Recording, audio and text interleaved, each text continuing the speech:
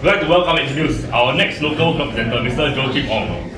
Enchanted by space since the tender age of 3, Joachim has spent his entire life exploring the many aspects of amateur astronomy.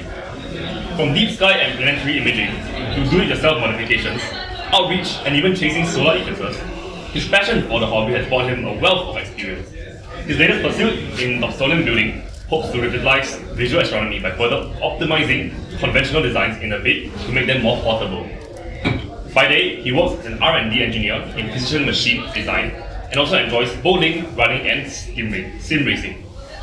Joachim will now be sharing invaluable and interesting insights on personally and painstakingly building a Dobsonian telescope. Although the Dobsonian is a staple in visual astronomy, it's also associated with being bulky and cumbersome. In this workshop, Joachim will attempt to challenge that stigma by sharing his journey in building a lightweight and portable design. 2 demonstrations with his 10-inch prototype, which has successfully been field tested on trips to Malaysia as well as Australia. He will describe modern Dobsonian design models, the engineering decisions taken, as well as planned improvements for future prototypes. There will be good engagement with all of you guys, as Joachim will augment this experience with his favorite objects, as well as how he observes them with his Dobsonian. Let's put our hands together and welcome Joachim! Okay, so hello everyone. I am Joachim. As mentioned, I'm a R&D engineer, and I've been doing astronomy for basically my whole life. So maybe before I start, just a curious show of hands: who in this room has any thoughts of building a Dobsonian or like DIY telescopes? Anyone? Yeah. So okay, a few. Okay.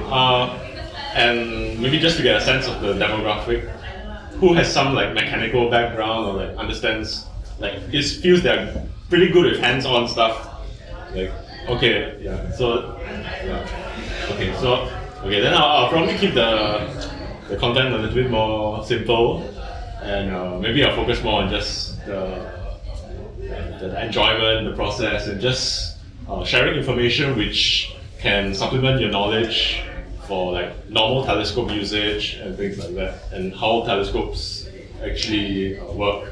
So what I'll do for my talk is I will start by sharing some mechanical principles, so how to design telescopes or instruments that can perform to the requirements we need in astronomy, and then I'll focus more on the Dobsonian designs currently out there in the market and that amateur telescope makers have been using.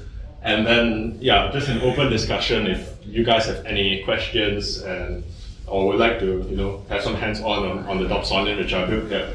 So along the way, I'll share some of my favorite objects which I have observed, and hopefully this can inspire you to get out there and observe them as well. So, yeah. So a little bit about me. I started when I was about 3 years old. My dad had some interest in stargazing and astronomy as well. So we went to Mersing when I was 3. I have very vague memories of it, but I can remember the beach, I can remember some of the accommodation. But yeah, that's where I started, in Mersing in Malaysia on one of those trips. And so since then, I have gone out and tried everything from astrophotography, so including deep sky, planetary, wide field, and then also moved on to DIY stuff like DIY camera mods, the UV-IR filter mods and things like that. So my job in the day is a mechanical engineer. So I do love all the technical problems that both my job and also astronomy in general throws at me.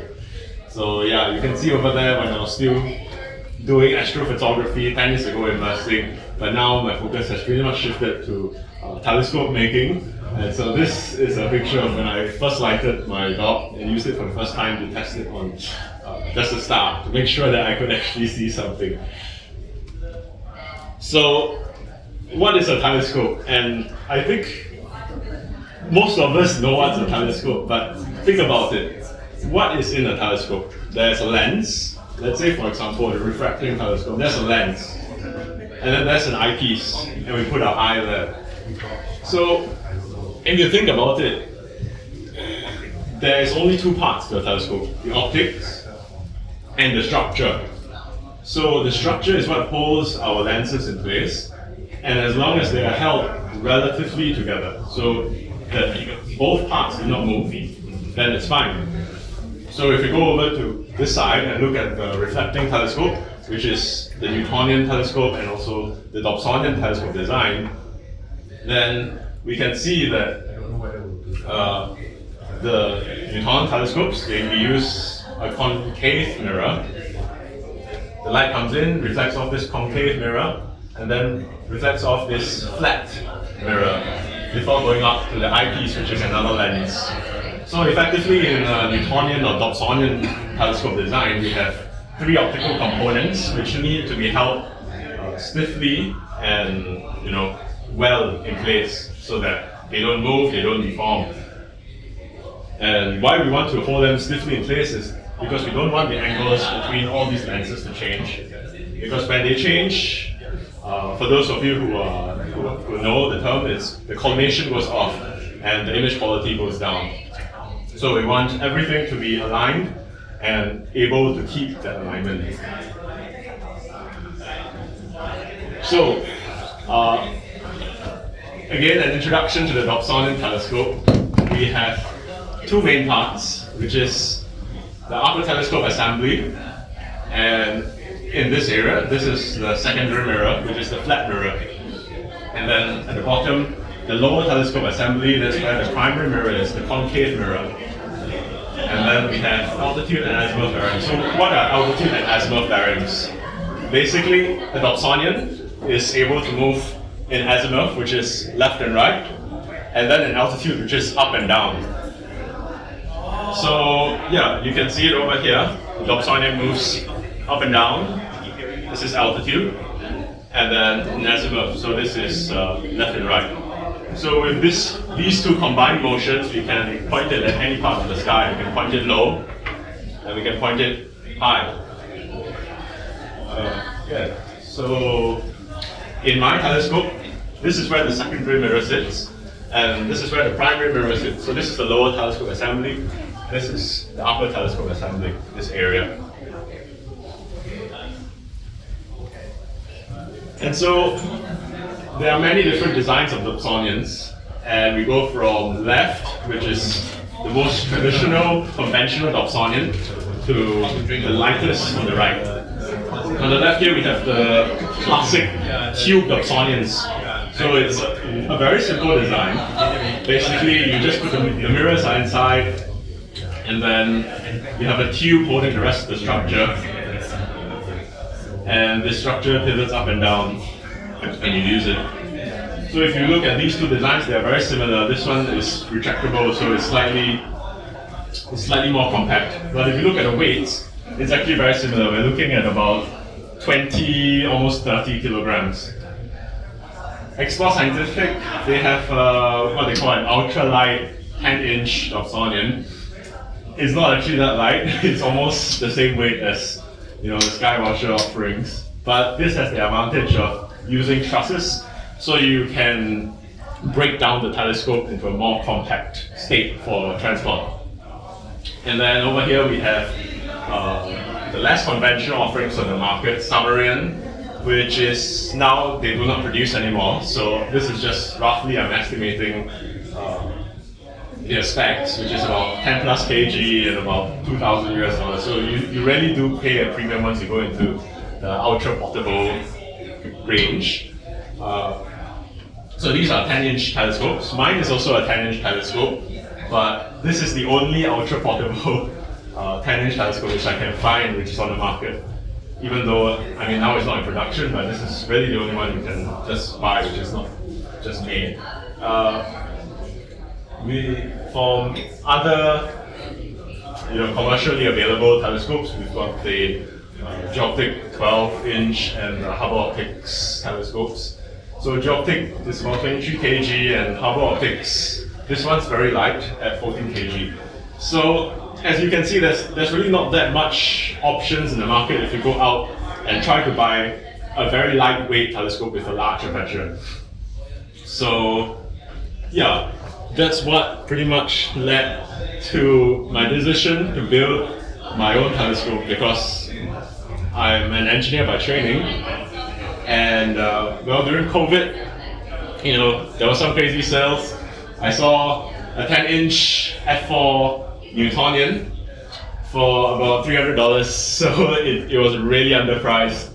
And even though it says it's for imaging, the mirrors, the optics, everything, you could salvage them, I could salvage them. And so my plan was to strip this Newtonian and make it airline portable. So I could take it to Australia, take it to the best, darkest skies in the world. So what I actually did was to reuse the mirrors, the mirror cells, which hold the mirrors, which are the optics, and the focuser. So what I really designed was the frame of the telescope.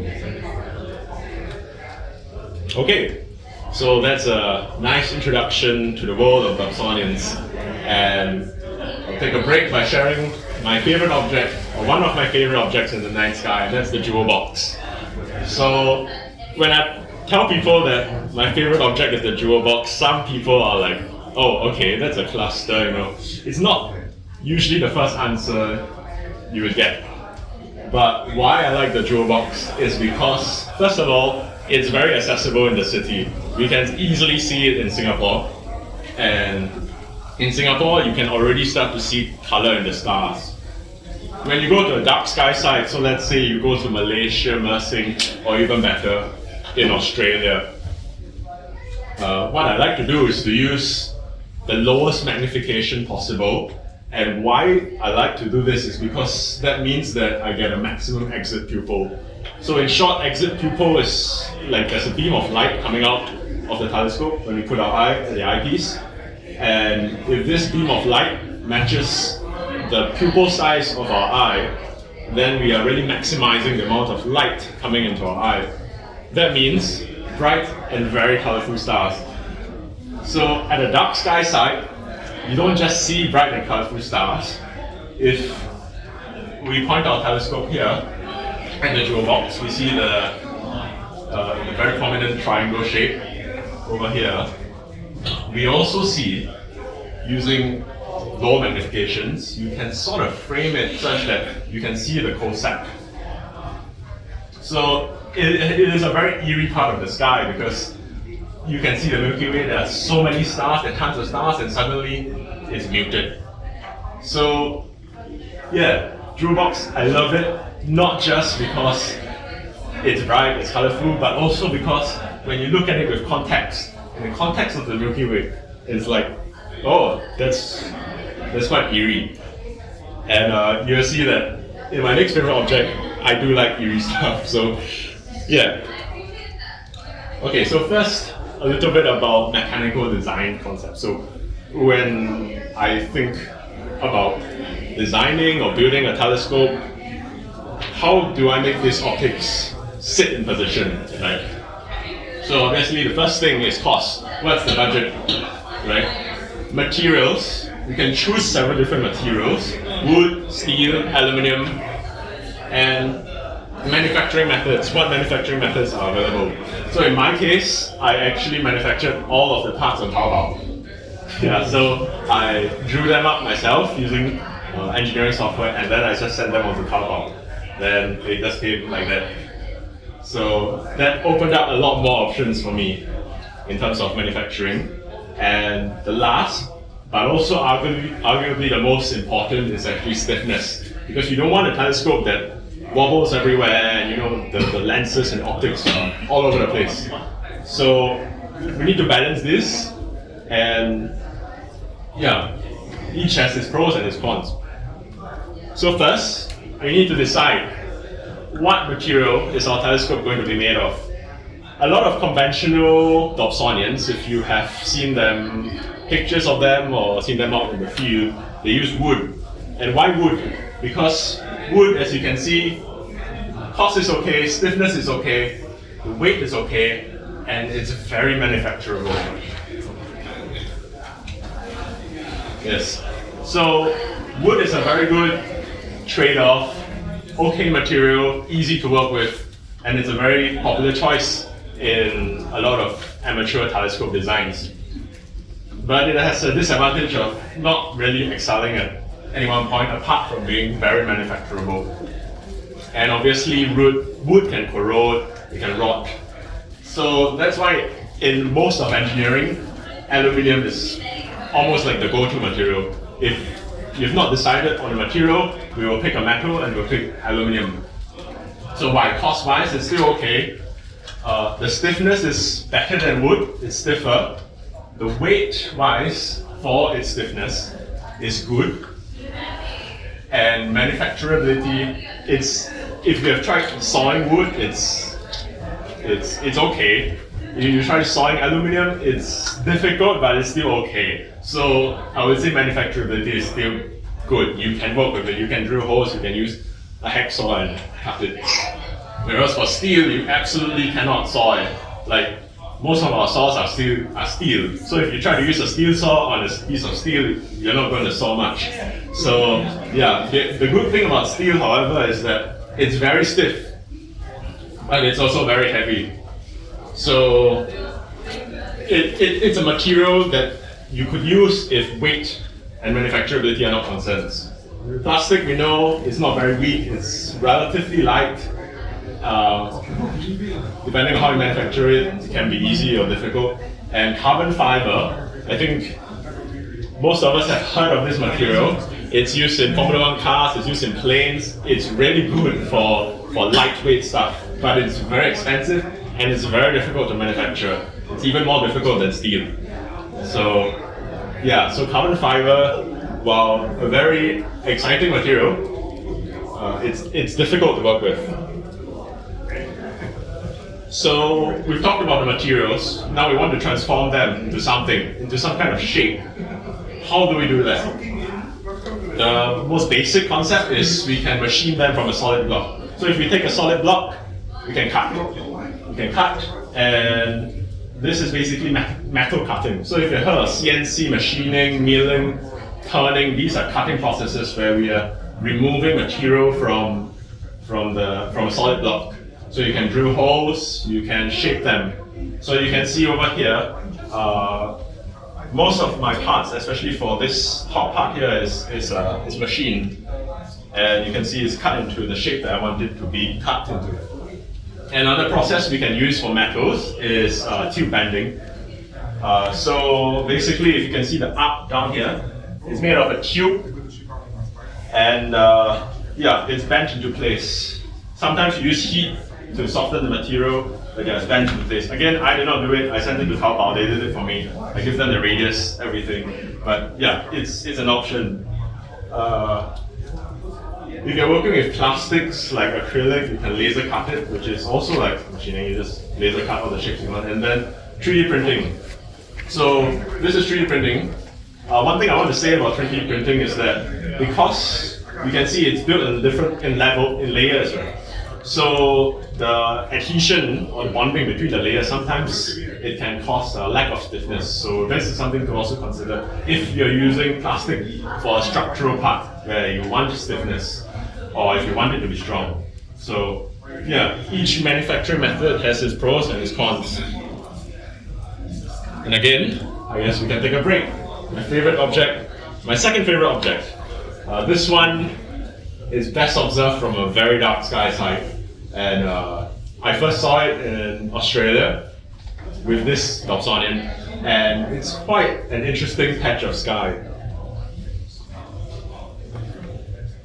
So again, low magnification. So yeah, if you missed it in the last slide, this is an f4 10-inch Dobsonian, so that gives us a focal length of about 1000 mm, and I use a 30 mm eyepiece. So I'm getting about 30 to 35 times magnification. So very low magnification and very large exit pupil again to let all the light come into your eyes. This patch of sky, very interesting. It's in Corona Australis. So if you don't know what Corona Australis is, it's like if you look for Scorpius, you look for Sagittarius, and then you will see this very nicely formed sea. Yeah, that's Corona Australis. So one of the stars in Corona Australis is this one. And over here we have NGC 6723, which is, I would call it a textbook globular cluster because it's not very dense, it's also not very sparse. So if you look at this Shapley Sawyer concentration class is class 7, and it's a scale of like 1 to 12, I think, of how dense a globular cluster is. So this one's, it's just nice, you know, the center of the globular cluster is, it's dense, but and then it slowly gets a bit sparse as you go up. So another thing you might notice is that on these favorite object slides, they're all black and white. Why? Because I'm trying to simulate what it's going to look like when you look through a scope. So at the dark sky side, when you look through the scope, you're not going to see much color, especially in this reflection nebula. In pictures, this reflection nebula is blue. But at the dark sky side, what you'll see is these two stars, and they glow. There's this very interesting kind of glow around these two stars. So that's the reflection nebula. As you pan down from the globular cluster, you'll see a part of sky where the stars suddenly go missing like this. So sometimes you have to use a bit of your averted vision. So you kind of look at this part, and you realize that, oh, the stars go missing here. So that's a dark nebula. And, well, all the stars there are blocked and covered. So, yeah, very nice. I love this. I love this globular cluster, 6723. Okay, back to mechanical principles. When we have an object, we have different kinds of loads on it. We can have compression, where we're squeezing. Let's say, for example, I have a block. I'm squeezing the block. We can have tension, where I pull the block. We can have bending, where I'm bending the block.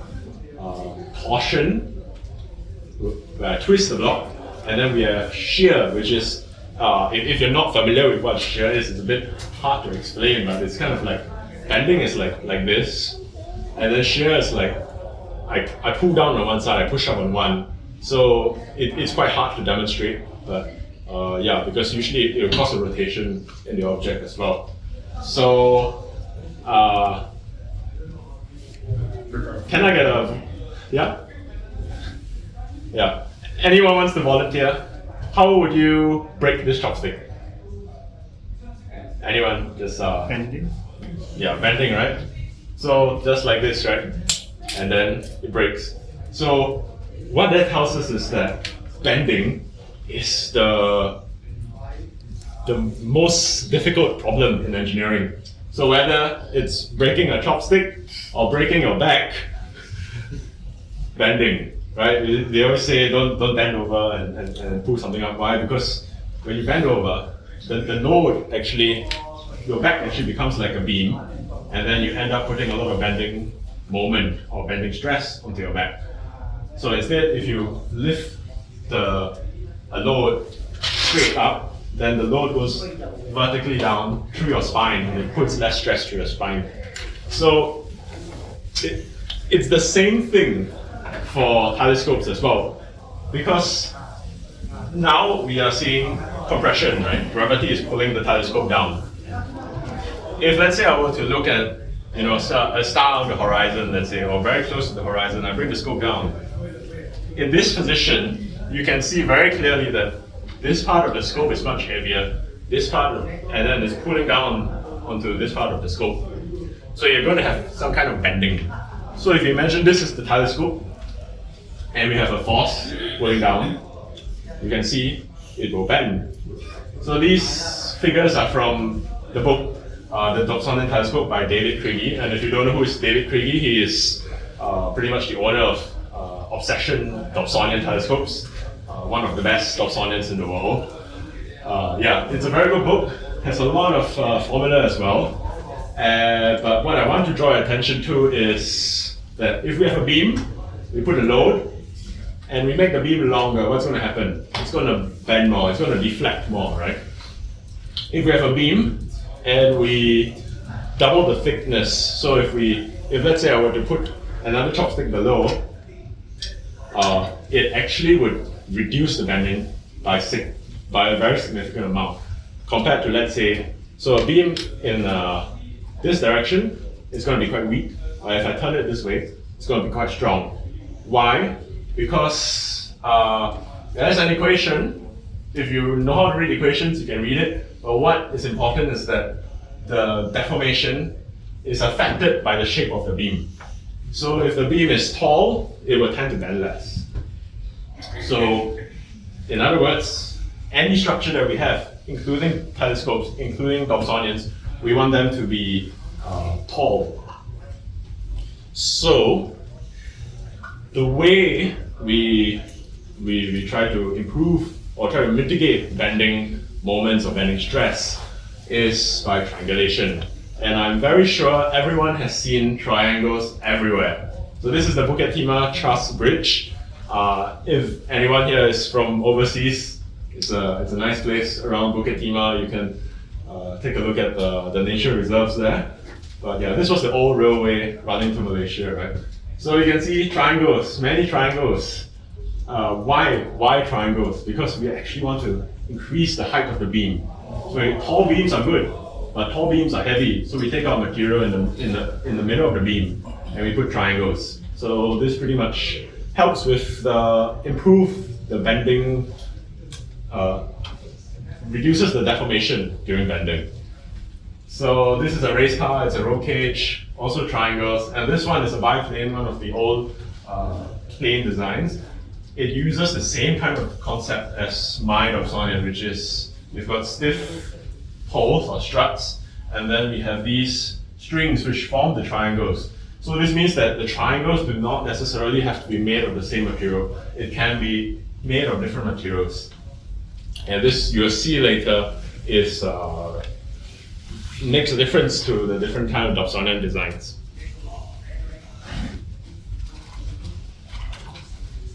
Okay, so another of my favorite objects, the Swan Nebula.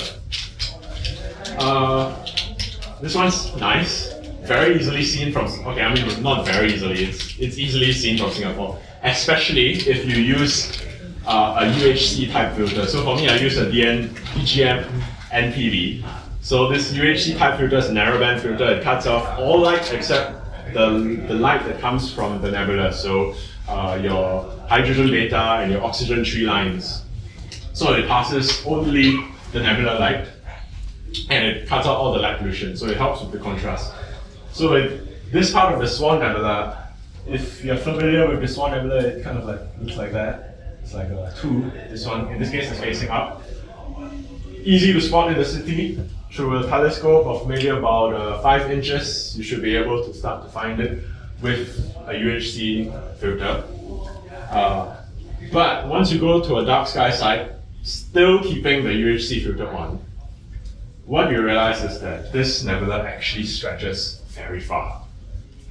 Like, I was using my Dobsonian looking at this, okay, it's nice.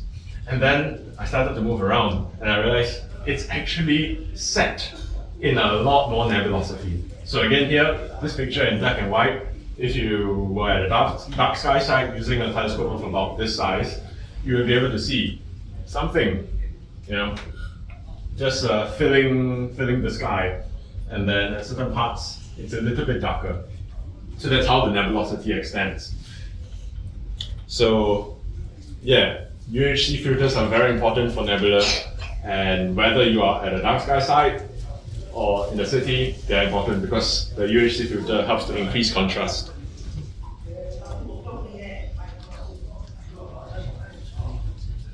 Okay, so now I will focus more on the designs of Dobsonians and the various components of Dobsonians. So first off, we have the azimuth bearing. So the azimuth bearing is actually right at the bottom of the telescope. And yes, so this is my azimuth bearing. As you can see, we have roller bearings, which are more for like the conventional Skywatcher tubes, like those tube Dobsonians, which I showed you on the left. We have lazy Susan bearings, which is what I use.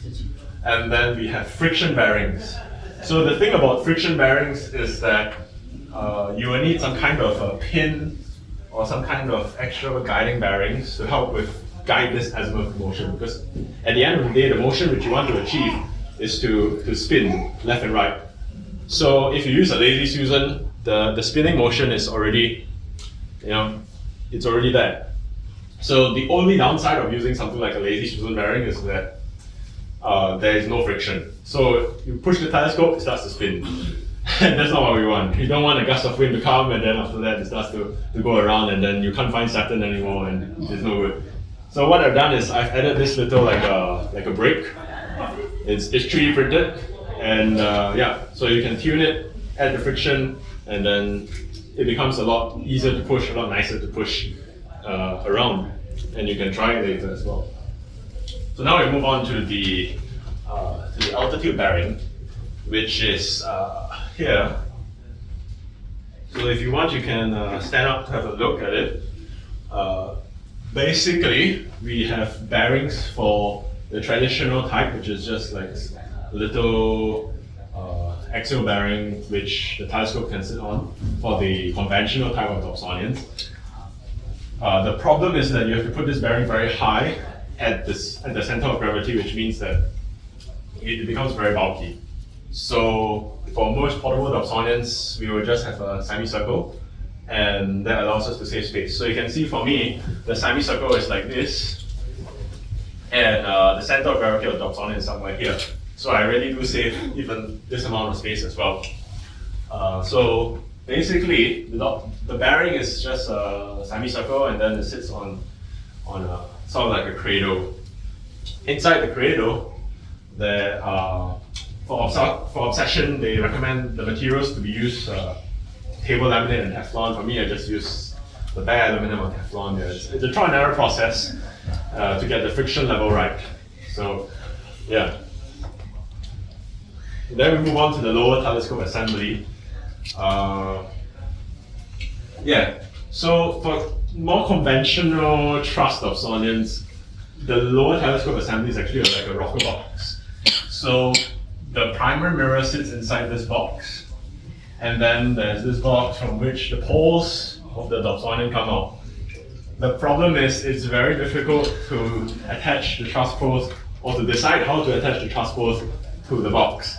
And if you read David Kriegie's book on the Dobsonian, there's like a whole section dedicated just to how to attach the poles. If you go on to cloudy nights, there are forums discussing how to attach the pole to the rocker box.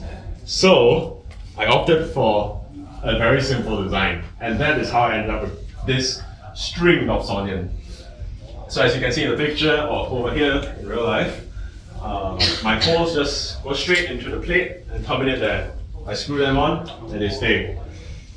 And then, yeah, the mirror cell actually just attaches to this plate. So my whole lower telescope assembly is just a single plate. So it keeps everything simple.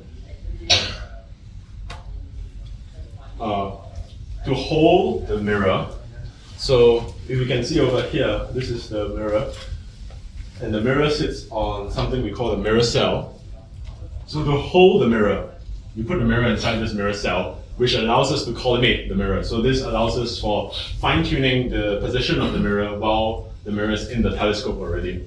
So because we need to do collimation, right, to adjust and to improve the quality of the image and to make it perfect, basically.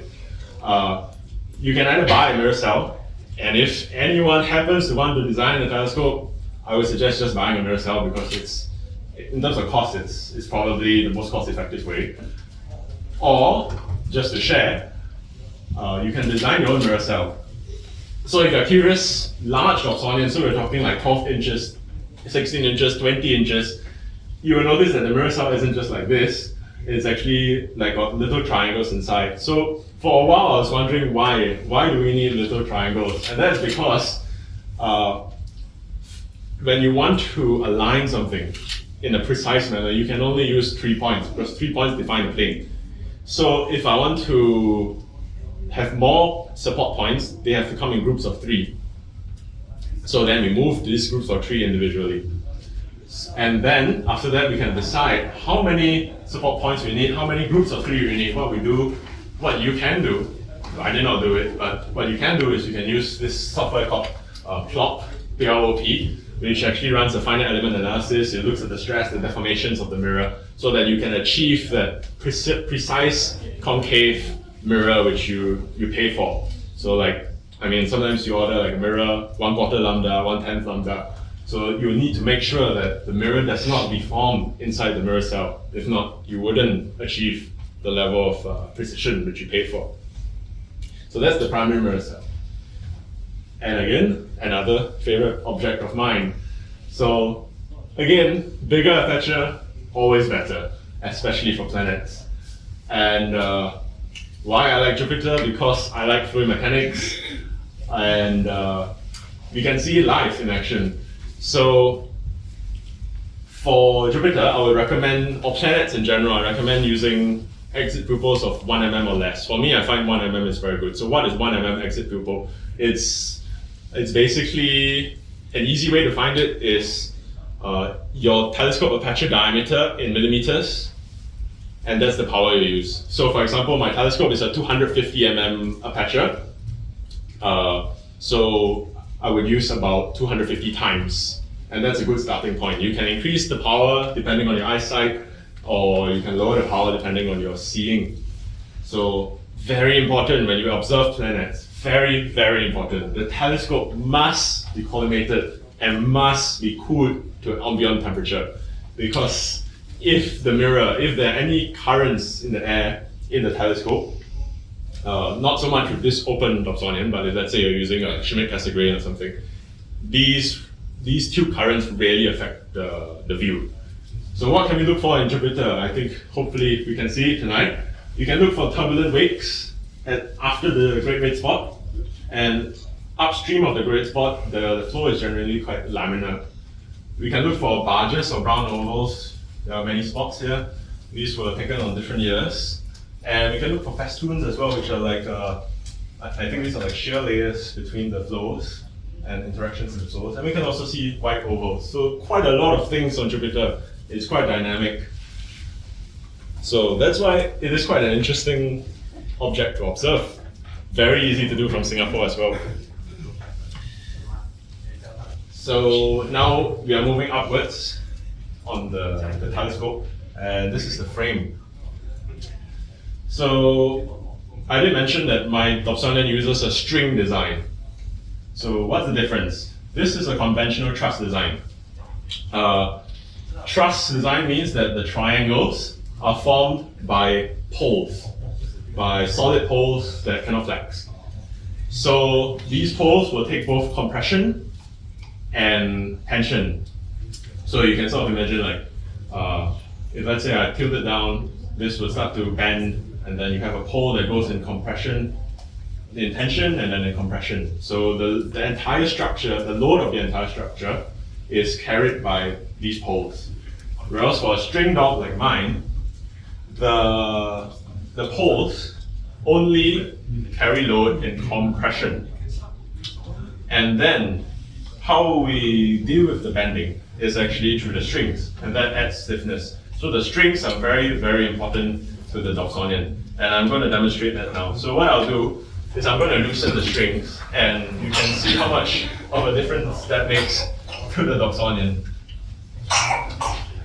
So it takes a while to loosen the strings, but you will see that the Dobsonian becomes completely unusable. So I've got 2 more strings to do.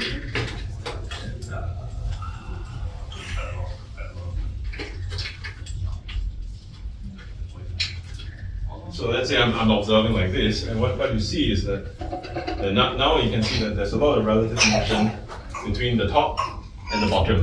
So as I explained at the start of the talk, what we don't want is relative motion between any of our objective lenses, so the primary mirror, the secondary mirror, or the eyepiece. But now, this whole thing is shaking. Why? Because these triangles are not working anymore. So once I tension them back up, they will start to take the load, and then you will see that it is a lot stiffer. So, yeah. So, yeah, I can slowly tension them back up. So therefore, if you actually look at the slide again, what you see is that for a design like this, which only uses straight poles, I am skeptical about how stiff it can be, how usable it can be. And then even worse, minimalist designs. You see a lot of these on the internet. I mean, I think they probably work, but once you go into high powers, you want to try to keep collimation. Yeah, I mean, I've not used one of these personally, but I'm a bit skeptical as to how well they perform as well. So yeah, I'll just finish tightening the telescope.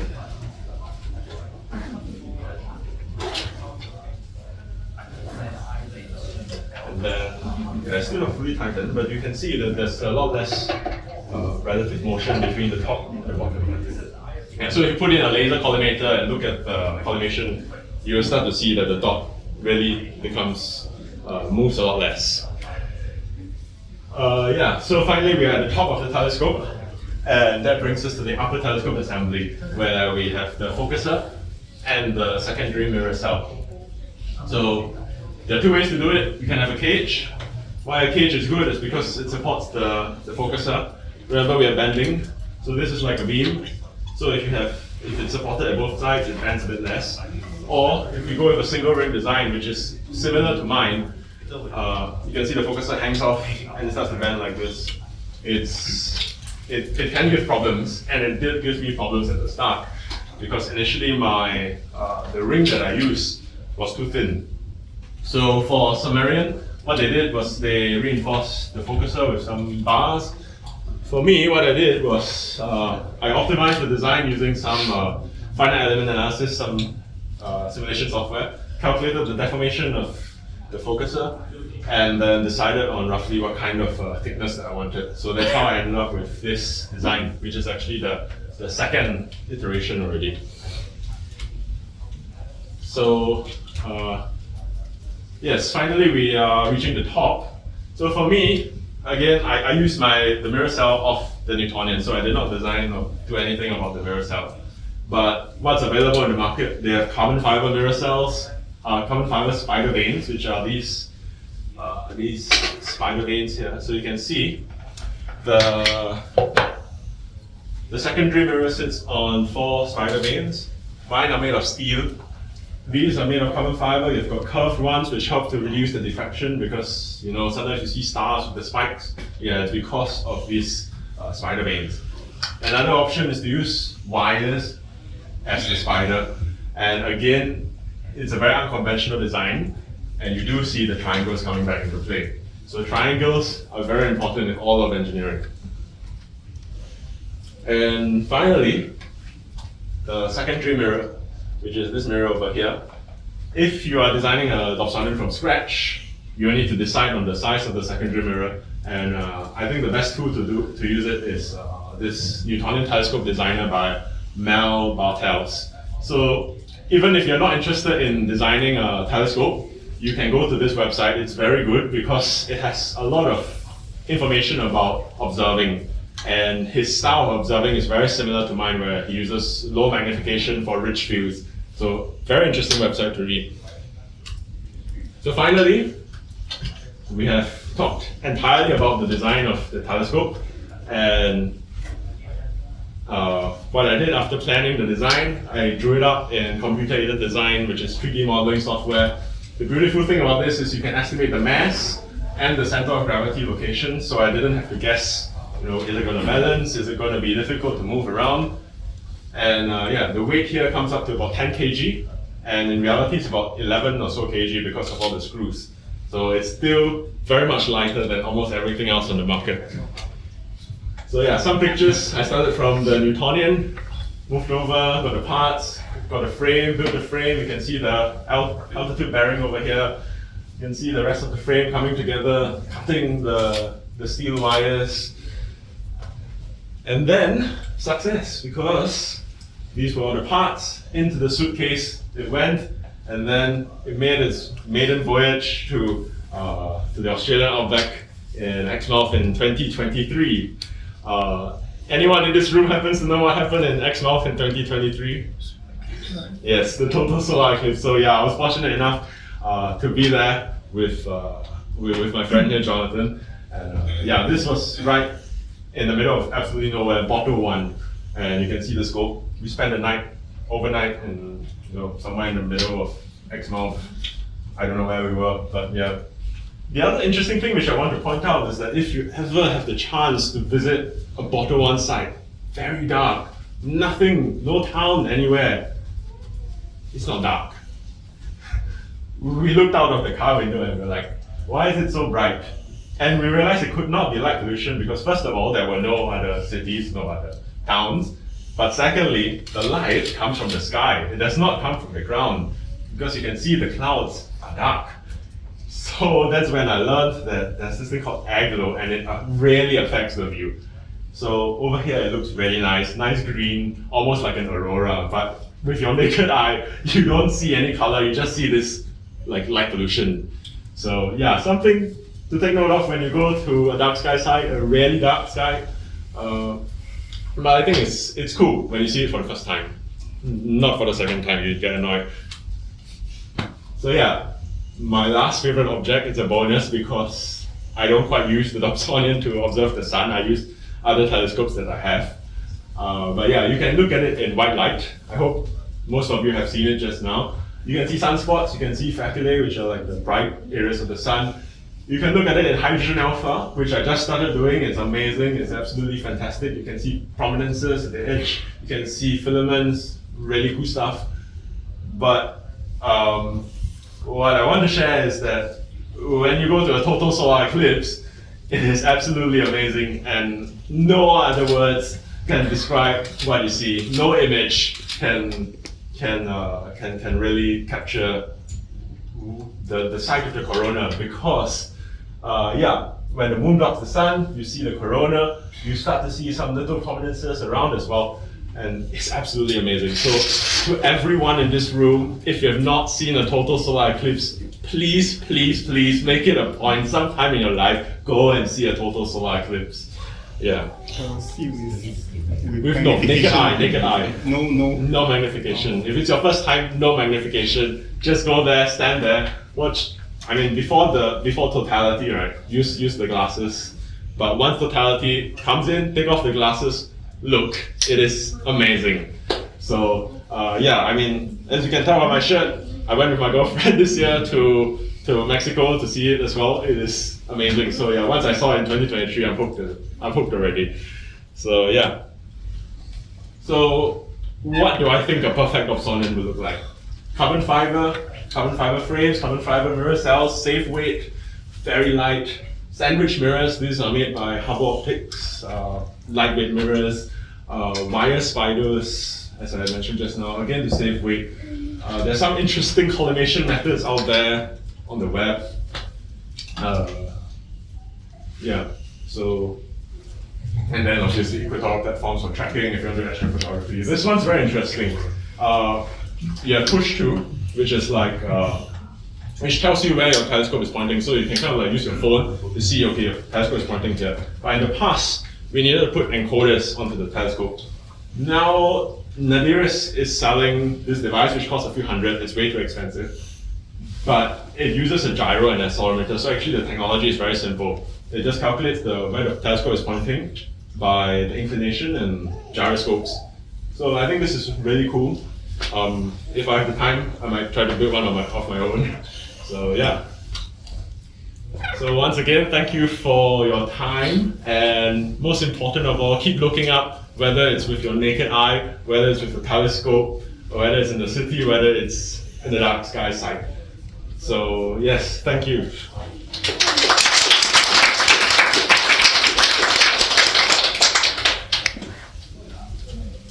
So you take questions? Yeah. It's open for questions and discussions if you want. Talking about mirrors. Yeah. How do you source the mirror? If let's say without buying Yeah. from a Newtonian, how do you So source there are a few mirror suppliers out there. The most common is GSO as well. GSO, they also make mirror cells, so you can get from GSO. Yeah, now there are not that many mirror manufacturers. grading? Like Yeah, there are- dielectric. I mean, I don't know what. Most of them are dielectric, So I think. already. Yeah, most of them are coated. Yeah, but it's just out there. You have to browse in the market. You tried grading your own mirrors before? No, and I have no intention to. Yeah, I'm focusing really on making it as light as possible, and now I'm building a second one, so a second prototype. Yeah. Do you like you manufacture like Taobao, right? What's the cost like? Okay, so for this whole frame, right, everything you see here, the frame is about 1,000 plus now. Singapore. Yeah. Because like, it's hard to find manufacturing work, In Singapore, like, right? to do yourself kind that is hard to find. Yeah. Yeah, but I think they do quite a good job as long as you communicate what you want. So for example, this ring at the top, right? I didn't communicate clearly that I wanted it sandblasted black, so that's why it's silver. Because like, this is your first try, like the manufacturing is first try. I would assume that you have multiple iterations. This is actually my first try. Oh. Because I'm an engineer by training and also by profession, so I know how to come up with all the drawings and I just push it to the guy on Taobao. Yeah. So if someone just gets into this, most likely you'll take multiple. Yeah, if you don't have any mechanical background, you might take a while to learn how to draw the drawings so that the manufacturing people understand it and know how to read it. Yeah. So is there plans to, I mean, like maybe auto guiding and go to? So, as I mentioned here, right, I don't plan to do any go-to, but what I think would be quite good is if you have an equatorial platform. So, you know how equatorial mounts work, right? So, you only have this axis. Instead of having an axis, you have a whole platform that tilts, and then it follows the sky. So, every 1 hour or so, you have to reset it. But yeah, with this, it will be possible to do astrophotography. So, one of my future projects as well. Yeah. How do you solve twisting between the top and bottom? Exactly. The top and bottom, right? So that's why the triangles also help to solve twisting. So if you can see there's a bit of an angle, that's why triangle, right? And each of this hypotenuse forms an angle. So this, if let's say I were to twist it this way, this string will pull. If I twist it this way, this string pulls. So that solves the twisting or the torsion issue. And why is this? Is a steel wire coated with rubber, is it? Yeah, it's a steel wire, I think 1 mm thick, also 1 or 2 mm, 1 mm with rubber. Yeah, and it's actually quite easy to work with. You can see, yeah, you just buy also on Taobao, cut it and then crimp it, so you get this. Yeah. Just now, from your photo, I see that you use some cloth to cover it when you. The shroud, right? Yeah. So, when wind comes, Mm. does that actually, the material that you use, does it actually make a difference in terms of vibration? I think in terms of vibration, it will really be about the structure. So that's why, as I said, it's really about how you solve in this case, the bearings that introduces one problem, and then the stiffness of this whole structure will also affect it. So now it's on carpet, that's why it's like quite shaky. But yeah, all these little things that add to the vibrations. I would say that the material of the shroud itself won't make so much difference because I think regardless of what material you use, it's still going to block the air from going through. So, yeah. And the other thing about the shroud, right, is if any of you use Dobsonians, you must shroud the Dobsonian because it really increases the contrast. Yeah. Even if you're in a dark sky site, you must shroud it. Yeah, because in the city, light pollution comes in. In a dark sky site, starlight comes in. You don't want that also. How do you attach your solar filter? Oh, I don't use it for solar. Oh, that's it. So the. Yeah, that's why it's a bonus object. Different. Yeah. So for the spider and the Maricel, did you just use the stop Yeah, the part stop from part, the yeah. star washer? Yeah. How long does it take to set up? 15 minutes. Okay. Link coordination. About there, yeah. Yeah, So for coordination, you just do the standard electronic type. yeah, so Your wires is just tighten, you just forget that. yeah, correct. And then the rest of the things are like it. It actually holds coordination surprisingly well, even after this assembly. So I was quite surprised. Like after I reassemble, just readjust a little bit, and then it's there. For your second setup that you're currently building, how would it be different? It's actually almost the same because I'm building it for someone in our community. Yeah. Also buying a used telescope, right? No, in this case we are starting Is it from cheaper scratch. to do it? Because I just checked like Amazon Optics, the 12-inch is about, the mirror is about 2,000 plus already. You say manufacturing is 1,000, so the cost of just the manufacturing plus mirrors is already 3,000 plus. And just now you show that the sometimes could be around 2,000. So if not really cheaper, so is it really worth it to do your own in this case? Okay, if you buy individual parts, yeah, you come up to about 2,000. So plus around about 1,000 for the mirror and the mirror cells and everything, and then about 1,000 more for the structure. So in the end, it might come up to about the same. Yeah. Yeah. So why he went with me? He just thinks that this design is good. Okay. Right. So just like how you might choose that design, he chose this, and also to kind of like support my project, lah. Yeah. Yeah. Sorry, just now you mentioned about using less than 1 mm exit pupil Yeah. for planets. But shouldn't it be bigger the better? Okay, for planets, you want to use high magnification. Okay. Right. Okay. Yeah. So high magnification means your exit pupil is very small. Yes. Inherently, it will be. Yeah, it will be small. So I am saying 1 mm is a rough guide to start. So let's say, like for this Dobsonian f4, right? I put a 4 mm eyepiece. So that gives me 1 mm exit pupil because 4 divided by 4 equals to 1. Yeah. Yeah, for the Lazy Susan, Yeah. it's also you custom design fair and with the No. You just buy the part. So that's Chinese why. restaurant. Yes. The glass table. So it's cheap. So the rule of thumb is when you can buy it, buy it. And but you probably did you like go to a field that really good enough, tough enough, and because Lazy Susan it's a mechanical thing you Yes, need to yes, maintain and Yes. buy a few to try which one is better. That is correct.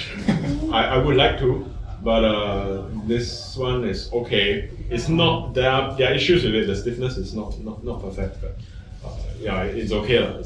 I mean I observed planets with it without issues, so I think it's fine. Wondering if we made it also. Yeah. So that's why as he suggested, and as I said, if you can buy it, you buy it. So that's why if you can buy a Dobsonian, you buy a Dobsonian. It's probably going to be same price or cheaper. But I wanted to build it myself, so that's where we are. I think for beginners with no Yes, manufacturing background, Yeah, cheaper correct. If not, you're going to spend a lot of times $1,000 for Correct. manufacture, fail Yes. again $1,000. 100%. And but I hope that even if you're going to buy a Dobsonian, this has helped you to understand why things are done certain ways in the Dobsonian. So if you make yourself, you can scale, make bigger, and you can go for. Yeah. Which actually was my plan. I wanted to make this so that I can build like a 20-inch.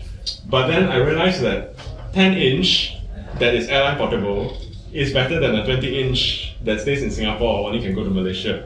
So for now it's 10-inch until I figure out how to make 20-inch airline portable. Actually, will you consider, because you say carbon fiber is very hard to manufacture, right? But Yes. you are not the one manufacturing, so will you Yes. consider carbon fiber in the future? In the future, yeah, maybe 10 or 20 years down the road. Yeah. How do you transport the primary mirror? I assume that. I just throw everything in. Oh, so you just throw that in as Yeah, well? just throw everything in. It survives because this mirror is also quite thick. Right. So it's fine. I mean, it's a risk, but. But the focuser will fall everywhere, right? Or I pad it. you pad it Put clothes or whatever. But this hand carry, right? No, checking. Scary. in the hands of the luggage handler. It's okay, I survived. We can carry the Yeah.